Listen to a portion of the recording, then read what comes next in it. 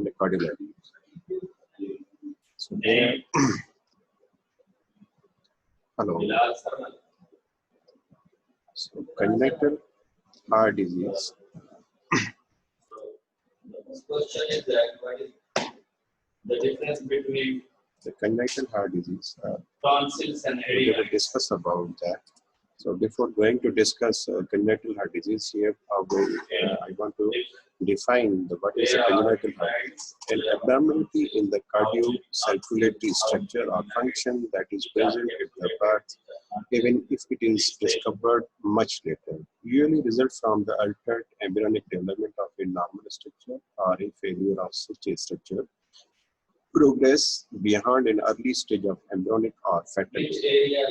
So, as we define, it's a definition showed about when the altered embryonic development in a normal structure or failure of such a structure to progress behind an early stage of embryonic or fetal.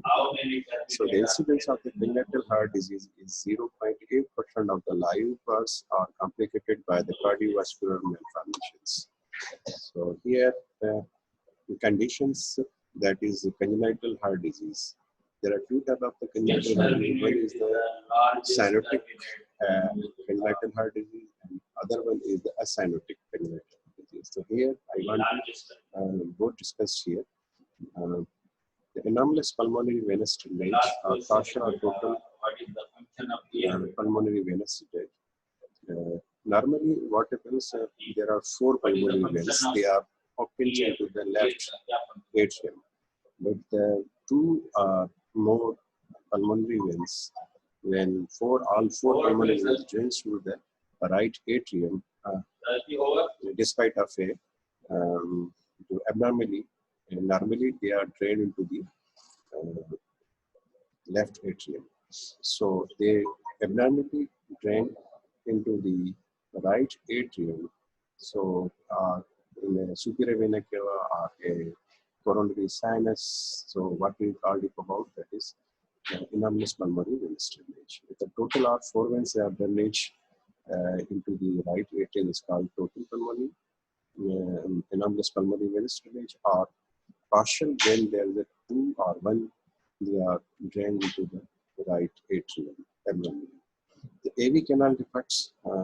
These the AV canal defect, also called the endocardial cushion defect, in which there is a atrial septum primum defect is there, and large VST, and along with that they are also associated with a single AV valve, that is atriovesicular valve, in a complete AV canal defect. In the partition of aorta, epistil anomaly. Epistil anomaly is nothing but it is the abnormal congenital condition in which the abnormally septal effects of the trachea valve attach abnormally move towards the apical of the right ventricle. So that is called the epistil anomaly, and the function is also more distal inside towards the apex of the right ventricle. That is called epistil anomaly. So there is a utilizations of the right ventricle also called that. And ASD means atrial septal defect, and ventricular septal defect, PET, ductus arteriosus, PDA. PFO means the persistent phenomena over, and TOF means the tetralogy of Fallot. Subvalvular supravalvular aortic stenosis called AS. Transposition of the great arteries and tricuspid atresia, truncus arteriosus, critical pulmonary stenosis, functional single ventricles. So here,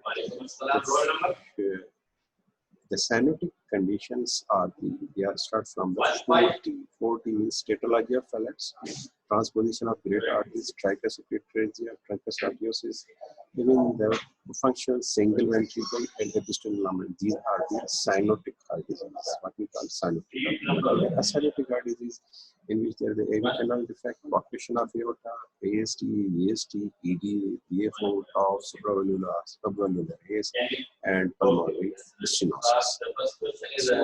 So here we discussed about the common congenital heart defects. They are cyanotic, and common congenital heart defects are acyanotic congenital common heart defects. So here we discussed about the in detail, the tetralogy of Fallot is a commonest congenital heart defect. So tetralogy of Fallot is nothing but it is a cyanotic heart disease. It is 10% of all the form of the congenital heart defects. 4 components of this malformations are: number 1, ventricular septal defect, obstruction to the right ventricular outflow, either the infundibulary stenosis or the pulmonary valve stenosis is seen. The overriding of the aorta and the right ventricular hypertrophy.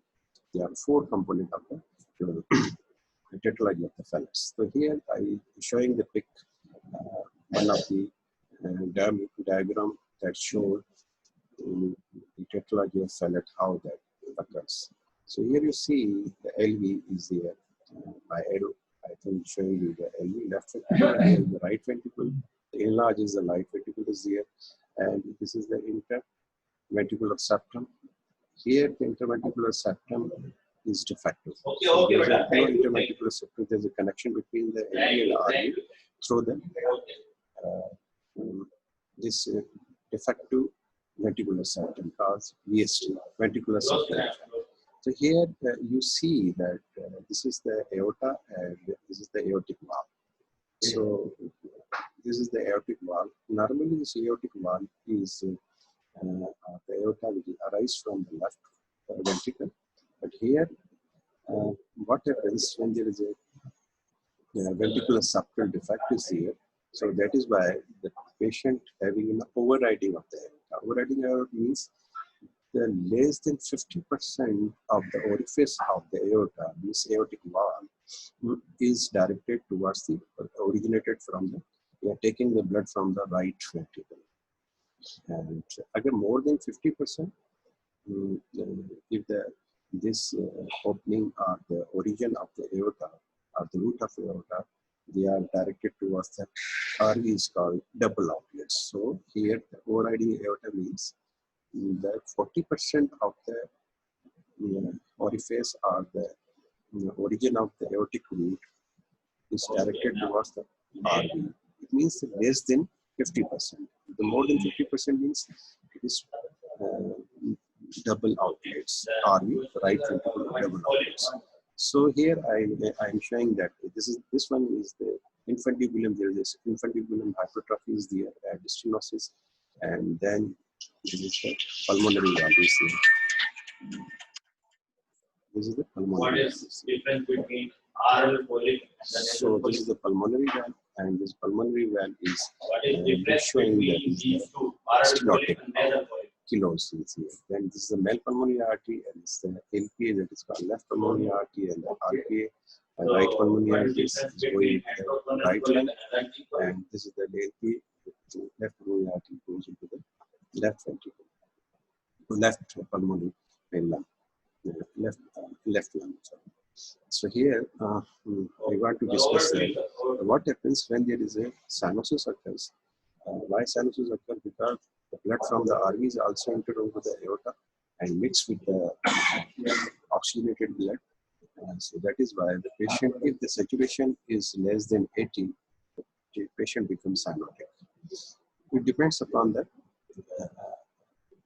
degree of the stenosis of the RVOT, that is infundibular or the pulmonary valve stenosis. If there is spasm in the infundibular, there is more flow goes from the deoxygenated blood flow from the RV enters into the aorta, and that is caused desaturations, and so patient may develop the cyanotic spells. So it depends upon the spasm and the opening of the degree of the RVOT obstruction.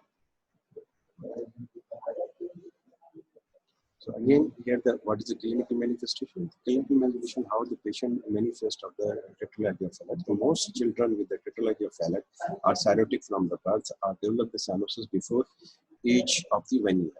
Dyspnea with exertions, clubbing, and polycythemia are common. When resting after exertions, children with the tetralogy characteristically assume a scooting position. So here, this is the scooting, means knee and elbow position. Here is the child showing the cyanotic spell. They are crying for the feeding and becomes cyanosed. You see there's the periphery of the feet as well as the hands cyanosis, bilious discolorations of the, and that is the central cyanosis showing.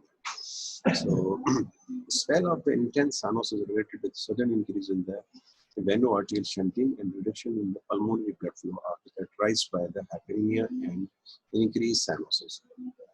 That progress to the limpiness and syncope and occasionally terminate into the convulsion or cerebral accidents and death. If you are not treating the cyanotic spell, the patient will die. So, how we treat this cyanotic spell? By giving the 100% oxygen concentration to the patients, and hyperventilate the patient, knee chest position of the patients, and the beta blockers, IV form like a that reduce the spasm, as well as oxygenations and venisections to reduce the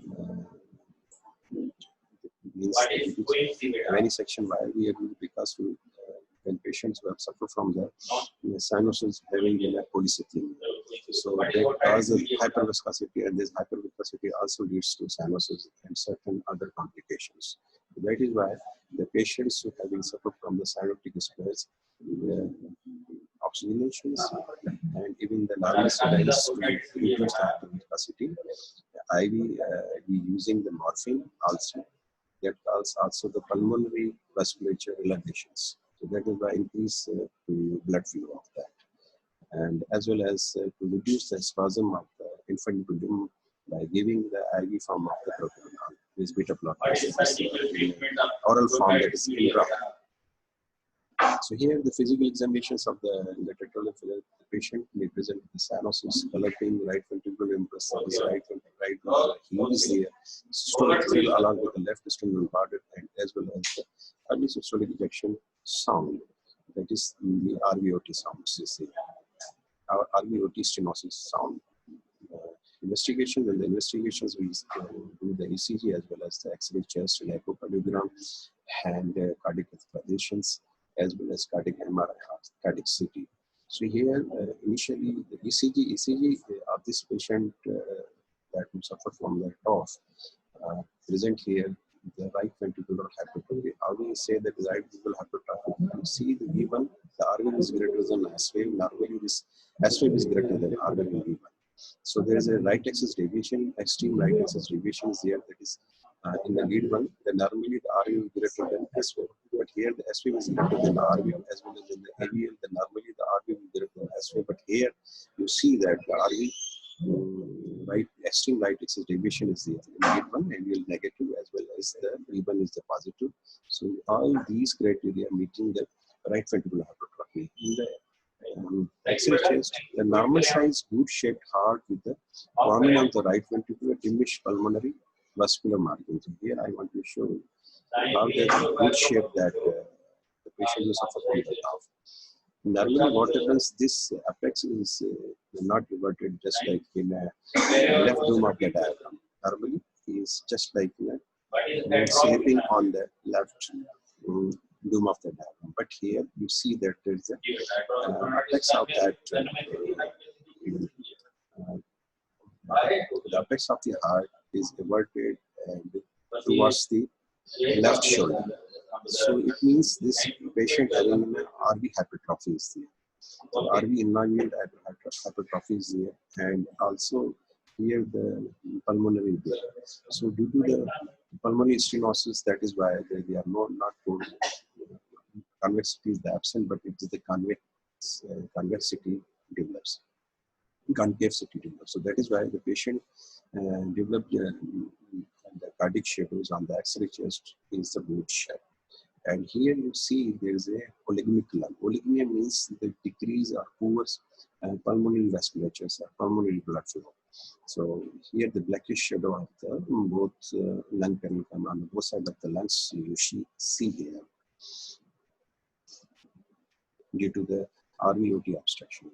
On the echocardiogram, what we see that RV enlargement, pulmonary stenosis, RVOT infibulary stenosis, and aortic septal discontinuity, that is ventricular septum defect, aortic overriding of the ventricular septum, cardiac and angiogram. Why the need for the cardiac angiogram? To see the anomalous coronary artery ports and the size of the pulmonary arteries. As you know that there are two main arteries. One is the left main coronary artery that supplies the left system, that is further divided in left ascending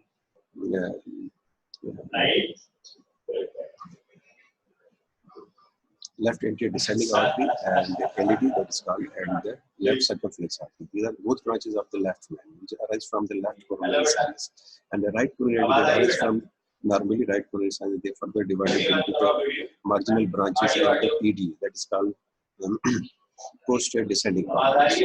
So here, why we do the catheterization? We do the catheterization to see the anomalous origin.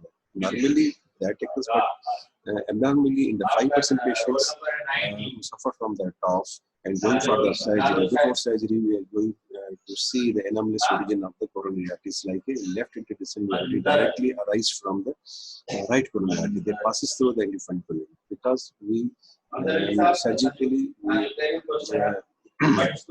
they are passes if through that, and that cut the patient will die. So that is why we come from and to see that whether the patient is either suffer from the anomalous origin of the left interdescending artery before the surgery. Management failure to surgery is Bellolog shunt. This is the shunt between the left right pulmonary artery and right subclavian artery. The aim of that shunt is to provide the excessive blood flow towards the lungs. The corrective surgery that is called total corrective surgery, in which ventricular septal, which is repaired by the DEC1 page or the pericardial page, and infundibulum should be corrected, and the pulmonary stenosis should be corrected, and overriding of the carotid should be corrected by the surgical. The ventricular septal defect, the anatomical type of the ventricular septal defect, which is the commonest cyanotic heart disease in the children. So that is the ventricular septal. Anatomical type. There are 4 types of the anatomy. It can be divided into 4 types. Perimembranous or membranous, that is 7 to 80%. That is the commonest type of that, with a high rate of the spontaneous closure. And the muscular type, that is 20%, and the supracrystal or subpulmonic or subaortic is the same of the, that is subcrystal, supracrystal or subpulmonic or subaortic is the same thing, about the 7%. And avicular type, that is less than 5%. The type of the ventricular defect is hemodynamics. The magnitude of the left to right shunts through the ventricular septal defect depend upon the size of the defect and the pulmonary vascular resistance. So here I want to show the diagrammatic pic of that different type of that, different 4 type of the ventricular septal defect. So here the subpulmonic are supracrystal. This is the subpulmonic. This is the crystal. Supracrystal is the crystal is the ridge that ridge divide into the infundibulum on the right side, and the whole the cavity, right ventricular cavity. So that is called, it is a muscular ridge inside the right ventricular surface over the interventricular septum. So above that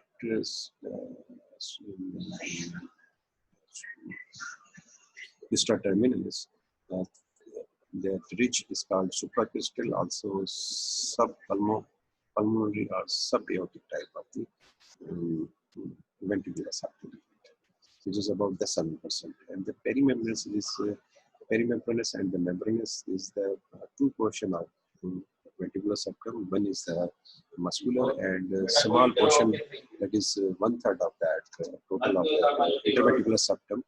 So the perimembranous is about 7 to 80%. And the avicanal defect, which is about less than 5%. The muscular is about 20%. They are occurs mostly in the apical side at the mid of the interventricular septum. So this is the diagrammatic picture of the ventricular septal defects types. So here again the clinical manifestation history. Again, depend upon the history depend upon the how much patients are having in the size. And so here the ventricular septal. So patients suffer from the ventricular septal during the history of the tachypnea. Grunting respirations with the recurrent chest infections. The children who suffer from the ventricular septal. Easy fatigability, slow weight gain, symptoms of the congestive heart failures. The symptom of the congestive heart failures are present in patients who have even against depending on the magnitude of shunt and the QPQS, that is pulmonary to aortic flow or systemic flow ratio greater than 2. Then the patient suffer from means, it means the patient having large ventricular septal defects, they develop the congestive heart failure symptoms. The physical examinations in the systolic thrill at the left systolic regions and harsh systolic thrill occurs, and the pansystolic murmur at the left systolic regions. The investigations in the X-ray chest with the large defects, there will be a marked enlargement of the heart with the prominence of the main pulmonary artery segments. So it depends again in the defects. So maybe normal or maybe the main pulmonary artery segment should be prominent and marginal alignment of the heart. Again, in the large defects, but in the small defect, there is an insignificant or normal XHS is there. The electrocardiogram, the pattern of the biventricular hypertrophy and the left atrial hypertrophy should be seen. Echocardiogram, in the echocardiogram, we see for the diagnostic point of view, and see the site, size, type, shunt directions, either left to right or right direction shunt is there. So here, one of the picture of the patients who having a large ventricular septal defect, here we see that the cardiothoracic ratio is greater and the cardiomegaly is there, and also the puffiness or plethora of the both sides of the lung is there. Cardiac catheterizations to determine the exit size and the number of the septal defect and assess the reversibility in case of the Eisenmenger syndrome. As you hear about the Eisenmenger syndrome is nothing but there is a reversal of the shunt which occurs due to the severe pulmonary hypertensions, and on the pulmonary hypertensions that cause the bidirectional shunt or right to left shunt develops, and patient develops the cyanosis. The patient who have suffered from the severe pulmonary hypertension, so pulmonary hypertension increase the pulmonary vasculatures. That is why the increase the pressures in the RV.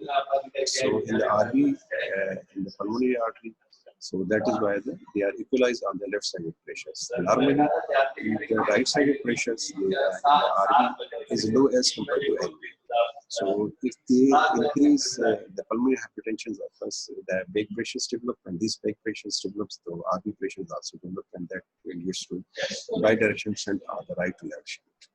The patients may develop cyanosis and absence of that ventricular septal pansystolic murmur. The murmur of the tricuspid valve may be listened, or the P2 should be loud, or PR murmur, gram stem murmur may be listened. The patients who suffer from the Eisenmenger syndrome. Natural history and diagnosis, prognosis. The spontaneous closure of the small vein is the nature having to close the small defects at approximately 20% by the 6 months of the age and 70-80% by the 10 years up to the age of the 10 years.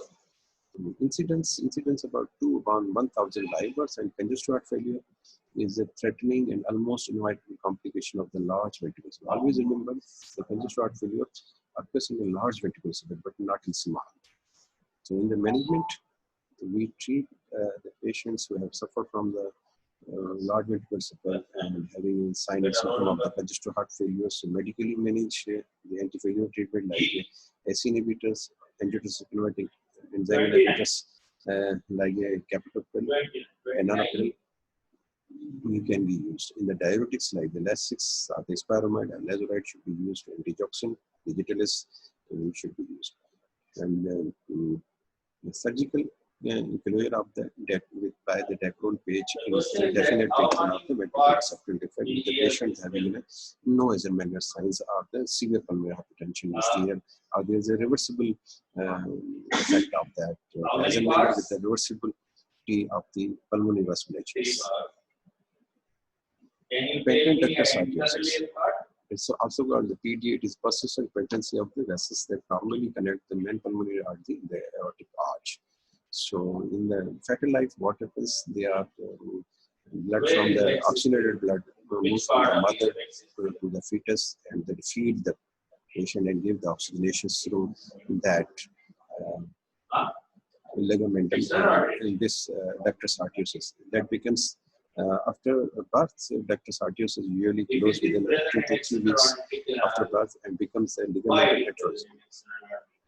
So abnormal physiology, the volume load on the left ventricle with pulmonary conditions occur at the time the left ventricle compensates with the dilatation and pulmonary respiratory response to the high pressures. So again about the shunt and again about the size of the shunt. The large PD is there. And then the patients may develop the sign and symptom of the congestive failure, recurrent chest infections, and the heart failure with large shunts. Physical examinations, the peripheral pulse is grounding. Also called the high volume pulse, apical impulse is heavy. On the blood pressure, so you should check the blood pressure, then white pulse pressure. You know that what is the white pulse pressure means. Normally, if the patient having a pulse pressure, what is the pulse pressure? Pulse is the systolic pressure minus diastolic pressure.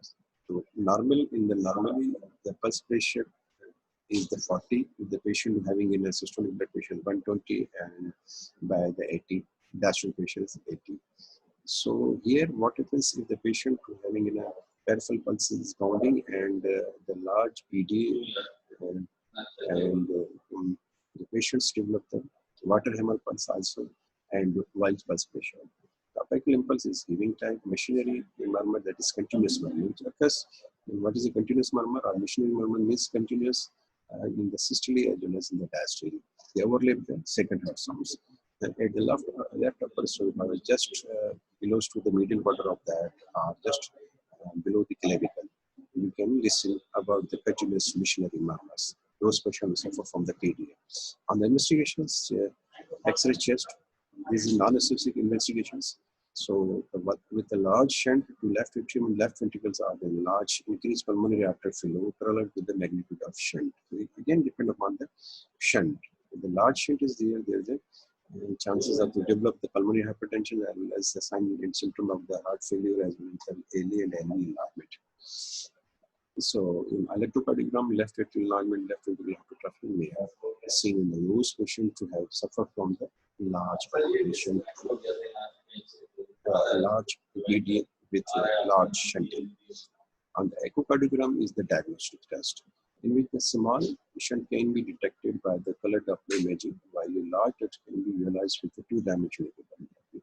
Cardiac catheterizations, one of the definite diagnosis for the patients who are suspected case of the PDA. For the confirmation of the PDA, for that we go for the cardiac, especially the aortogram. In the aortogram, the blood moves from the through the shunt into the pulmonary artery when injection should be given at the level of the descending aorta, at the start of the descending aorta, at the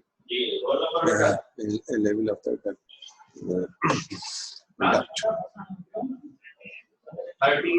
Cardiac catheterization. So how we manage these patients? These patients, those who suffer from the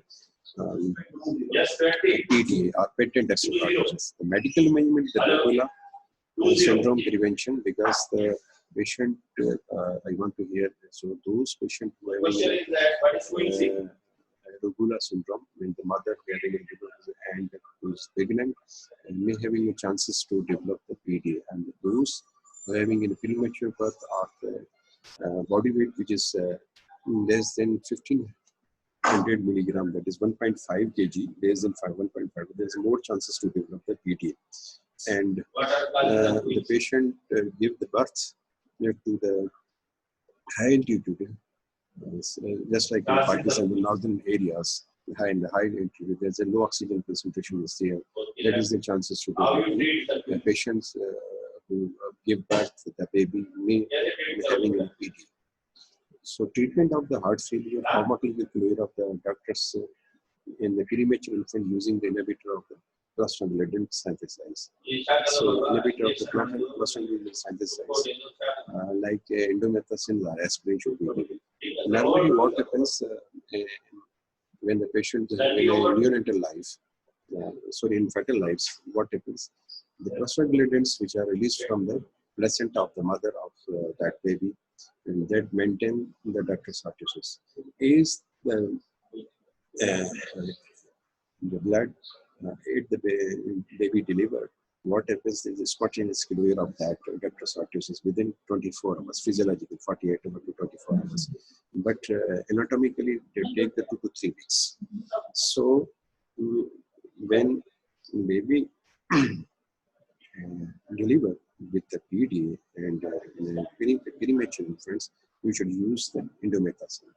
A transcatheter clear by the implantus is required. This is the more modern technology in which what it is we passes through goes through the femoral artery. From femoral artery goes into the descending aorta, and through the descending aorta we reach to the duct. Patent ductus arteriosus, we through that passes the wire, and then connecting wire and the device that is called implanted occluder device or the coil can be used through the catheter, and that opens at the level of the duct. Just like the spring, I want to show here and the pick of that. So nowadays the patient having less than 4 mm, the coil should be used. Thrombogenic coil using at the facing the duct, having the 2 ends. One is in the pulmonary side and other one is the aorta side. And the coil should be put, the thrombogenic coil should be put at the aorta side. So the pressure is more in the aorta side and the low at the left side. So left to right shunting occurs. That is why the thrombogenic coil that close within a few minutes, and after 3 to 6 months they become endothelialized.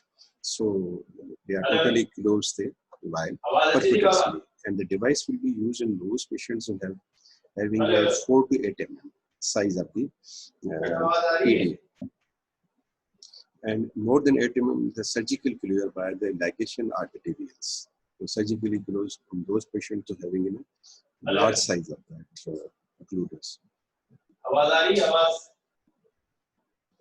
So here I want to show the different type of the, you see here in the above picture. This is the one implantus duct occluder device we use through the, this is the connecting wire, and this connecting wire, lodging wire, we call, we are screwing with that, and when we are fully open inside the duct, then we are removed by releasing the screw. Here there are 2 rim systems. There is the other one. This is the also a one rim is directed towards the large rim is directed towards the aortic side, and the small one to the pulmonary side of that duct. And this is connected through the connecting wire, also called this is launching wire or launching wire. Now we come to the atrial septal. In the anatomical side of the atrial septal defect, that is sinus venosus type of the ostium secundum type, that is 60 to 70%. It's the most common ostium secundum type 2 ASD. And type 1 ASD also called the ostium primum type, that is about 20%. Coronary sinus defect is less than 5%. And sinus venosus defect about 10% in the people who suffer from the atrial septal defect. Hemodynamic. In the hemodynamic, the magnitude of the left to right shunt through an atrial septal defects on the size, depend upon the size of the defect, relative components of the ventricles, right or left ventricles, and relative resistance in both the pulmonary and systemic circulations. The shunt results in a volume loading of the right ventricle and increased pulmonary flow.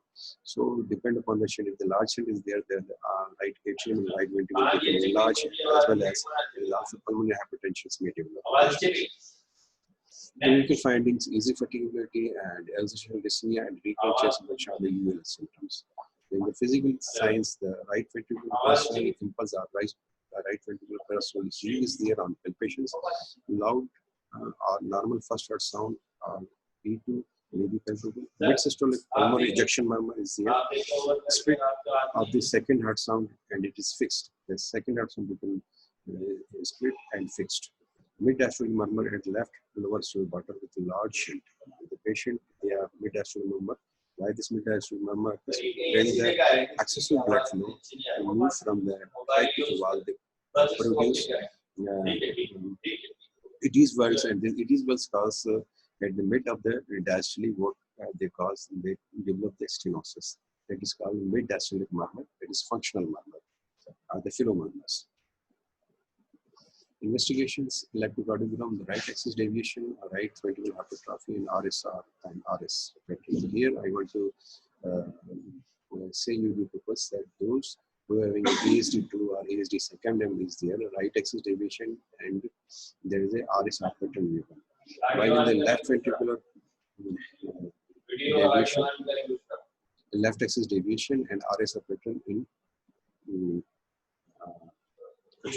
primary or ASD1. In the chest X-ray, they reveal the enlargement of the atrium and ventricle and dilatation of the pulmonary artery and it is branching and increased pulmonary respiratory. Again, it depends upon the size. If the large sizes there, these findings should be shown in the chest X-ray. On echocardiograph features enlarged right atrium, pulmonary, arterial and right ventricular dilatations. Also, of course, and you can see the defects. Here, the X-ray chest of that, just like a ear-like appearance, naspati. Here, you see that it is the bulge. Bulge is nothing but it is a pulmonary base. The pulmonary, pulmonary base, nothing but it is the shadow of that on the X-ray, left pulmonary and main pulmonary artery. It becomes bulging out because of the dilatation. This is the RV, the right ventricular enlargement. Why the RV is enlargement? Because there is the apex in this, you see that is directed upward and towards the left shoulder is there. The upward and everted. So here, the right pulmonary artery becomes dilated.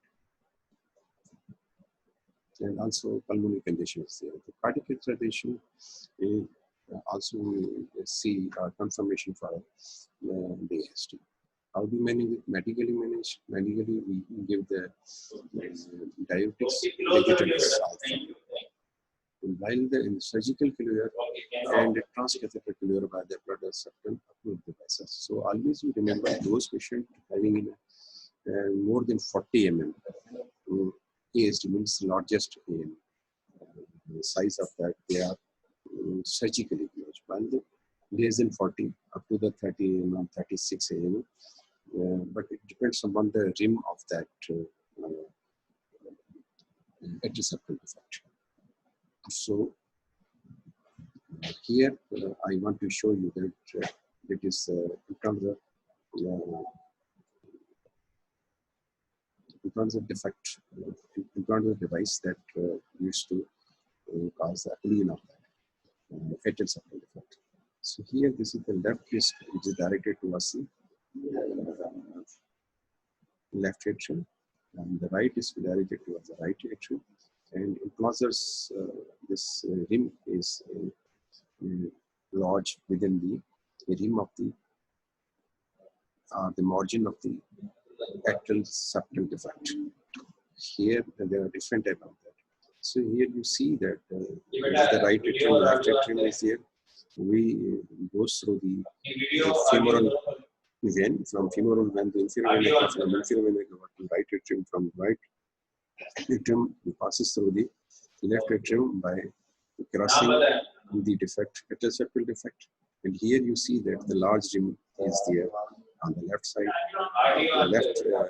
left atrium side, and the small rim on the right atrium side directed. And this is the main rim which is fixed within the margin of the atrial septal defect. Again, the partition. Incidence, that is 5 to 10% of the congenital defects. It is about 1 by 1550 per live bus. Y to black ratio is 7 to 1. While the male to female ratio is 2 ratio.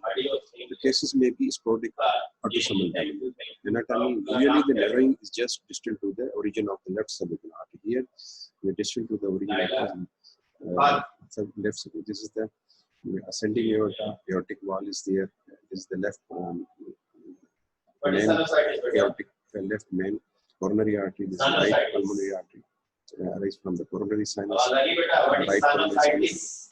So here, this is the left subclavian artery, which is further divided into the left common carotid artery. There is the right common carotid artery, which is divided into the. How many sinuses are present in our? Here, I want to show you of that. This is the brachiopcephalic trunk. This is the brachiopcephalic trunk, which is further divided into the right subclavian artery and right common carotid artery. And this is the aortic arch is here. And this is the left common carotid artery and left subclavian artery. So just below that left common artery, this is the stenosis at the site of the ligamentum atrial. Ductus arteriosus that change into then the afterparts in the neonates, they change into the ligamentum atriosum. At the site of the ligamentum atriosum is the stenosis in between the arch of aorta and the start of the descending aorta, which is called partition. That is juxtaductal position. This is the left below juxtaductal, what we call juxtaductal position. Embryologically, there are two theories underlying pathology. So first suggests that it is caused by the aberrant ductal tissues which constrict aorta at the time of ductal failure. The second hypothesis or theories that suggest that the aortic hypoplasia develop as the vesicles have reduced blood flow in the aorta. The types localized usually in the posterolateral aortic wall opposite to the PDA. Number one. Number two is aortic arch hypoplasia, usually involved in transverse arch. Aortic arch. Number third is aortic arch interruptions, very lethal. Patient usually dies within 1 month of their life. Association. The partition aorta may be associated with the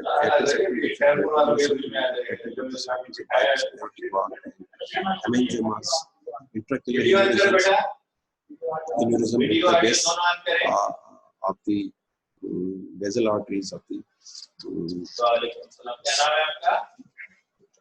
brain, the circle of the lacinium, and hypospadiasis and ocular defects. These are the associations with the partition.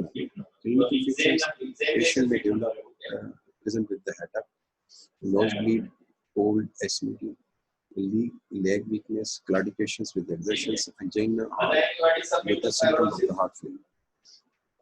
The signs and the sign approximately is the hypertension with diminished and delayed femoral pulses. That is called radiofemoral delay. Ejection system with left peristernal moderated towards the intrasphincter region. The continuous movement due to the increased flow via the collaterals with the intercostal arteries. Here also I want to show this how the intercostal artery and how the anastomosis. So how you treat that? And next slide.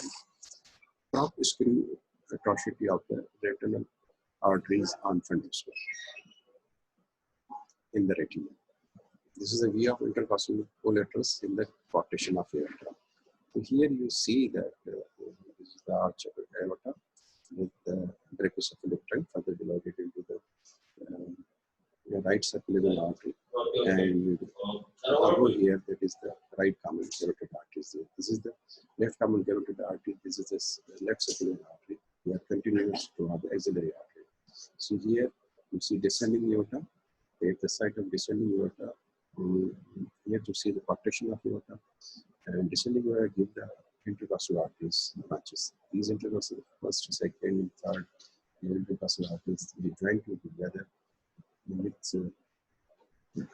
left internal media. This is the left internal media.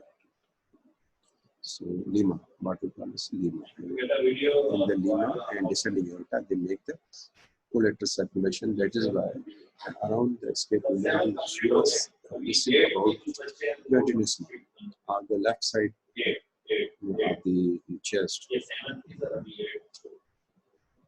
Also, you can listen the continuous normal due to these collateral circulation, intercostal collateral develops in the partition of the investigation. ECG normal or maybe normal or LVH.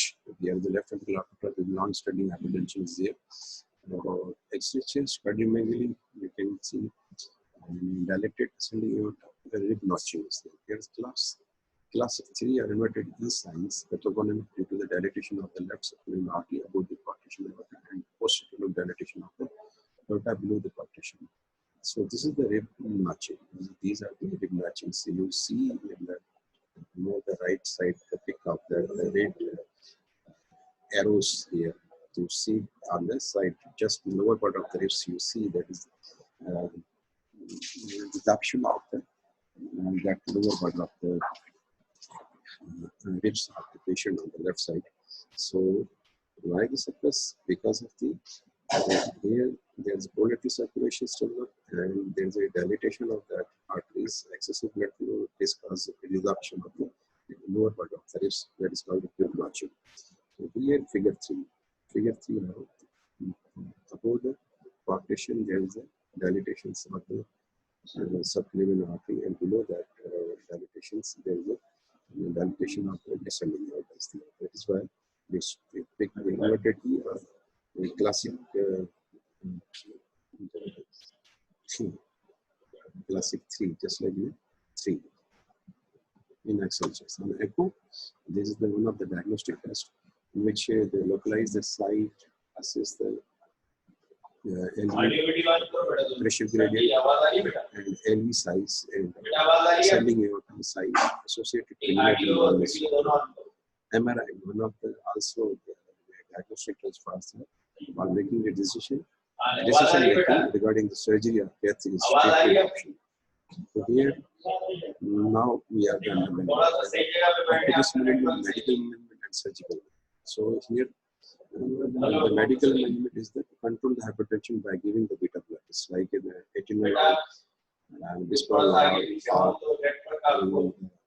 metoclopramide, and it is end organ damage. Percutaneous treatment in the percutaneous balloon angioplasty, especially good treatment for the patients who suffer from the neonates or infants who suffer from the partition. Procedure-related complications, percutaneous angioplasty complication is the acute aortic rupture, aortic dissection, recurrent partitions, and aortic aneurysm formations. And in the adults, the definite treatment in adult is the stent placing. Here we see that, and this is the descending aorta and the wire is passed. So this is the balloon that open balloon mounted. The stent is there that in between the descending aorta across the partition. They inflate, and the balloon should be dislodged at the side of the partition of the aorta. Then balloon should be deflated. So just like that. So in the different pics you have seen that I have side. Again, this is the stent. This is the stent. Partition was stated in this patient is by the stenting. Is percutaneous procedures. The surgery, resection of the stenosis, segmented diagram, the use of the circling flap, cranioplasty. Post-surgical complications include paradoxical hypertension, bowel ischemia, paraplegia, residual partition, those patients were treated surgically. The survival with treatment greater than 90% in 10 years, which means untreated patient is 35 years.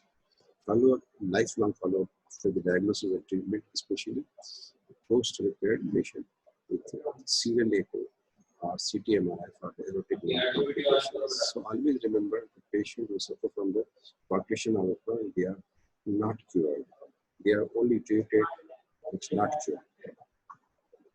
So lifelong Lifelong follow-up is necessary. Thank you. Okay, number 27. 126. Hello. Have you listened about that?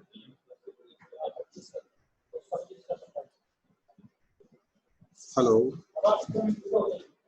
Hello. आवाज आ रही है? Hello. Yes, sir. Yes. Any questions regarding to congenital heart disease? Hello. Hello. Anybody?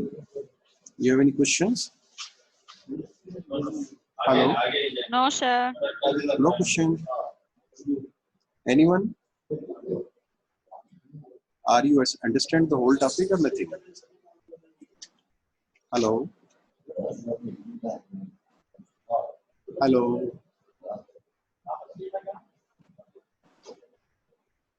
Okay. Name the operation of rhino. इस operation को क्या कहते हैं? इसका क्या नाम होगा? इस operation का नाम बताओ. Hello.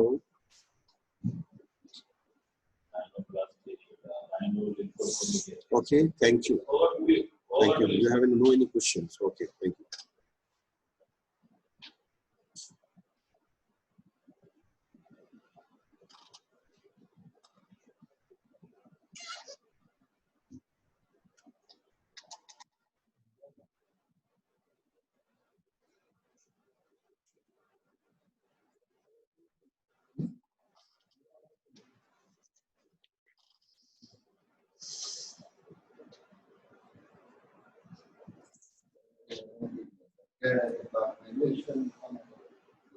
बेटा ये ड्रॉप करें बस क्विक करें ठीक है थैंक यू